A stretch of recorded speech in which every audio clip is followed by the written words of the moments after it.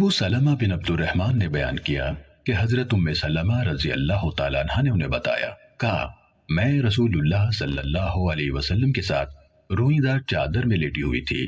اس اسنا میں میرے ایام کا آغاز ہو گیا اور میں کھسک گئی اور ان ایام کے کپڑے لے لیے تو رسول اللہ صلی اللہ علیہ وسلم نے دریافت فرمایا، کیا تمہارے ایام شروع ہو گئے؟ میں نے جواب دیا، جی ہاں۔ تو آپ صلی اللہ علیہ وسلم نے مجھے پاس بلا لیا اور میں آپ کے ساتھ اوڑھنے کی ایک ہی روئی دار چادر میں لیٹ گئی۔ ام سلمہ نے بتایا کہ وہ اور رسول اللہ صلی اللہ علیہ وسلم اکٹھے ایک برتن میں غسل جنابت کر لیتے تھے۔ صحیح مسلم حدیث نمبر 683۔ یحییٰ بن یحییٰ، قتیبہ بن سعید اور ابن رمح نے ہمیں حدیث بیان کی۔ الفاظ یحییٰ کے ہیں۔ قتیبہ نے کہا ہمیں لیث نے حدیث سنائی اور دوسرے دونوں نے کہا ہمیں لیث بن سعد نے نافع سے خبر دی۔ انہوں نے کہا حضرت عبداللہ بن عمر رضی اللہ عنہما سے روایت ہے کہ انہوں نے اپنی بیوی کو جبکہ وہ حیض کی حالت میں تھی ایک طلاق دی، تو رسول اللہ صلی اللہ علیہ وسلم نے انہیں حکم دیا کہ وہ اس سے رجوع کریں، پھر اسے اپنے پاس روکیں حتیٰ کہ وہ پاک ہو جائے، پھر ان کے ہاں اسے دوبارہ حیض آئے، پھر اسے مہلت دیں حتیٰ کہ وہ پھر سے اپنے حیض سے پاک ہو جائے۔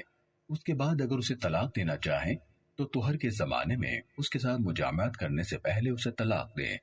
یہی وہ عدت ہے جس کا اللہ نے حکم دیا ہے کہ اس کے مطابق عورتوں کو طلاق دی جائے۔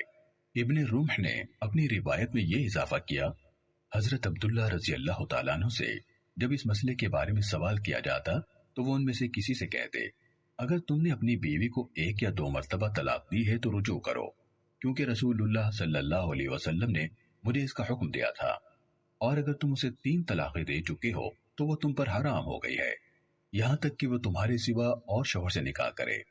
تم نے اس حکم میں جو اس نے تمہاری بیوی کو طلاق کے بارے میں تمہیں دیا ہے اللہ کی نافرمانی کی ہے۔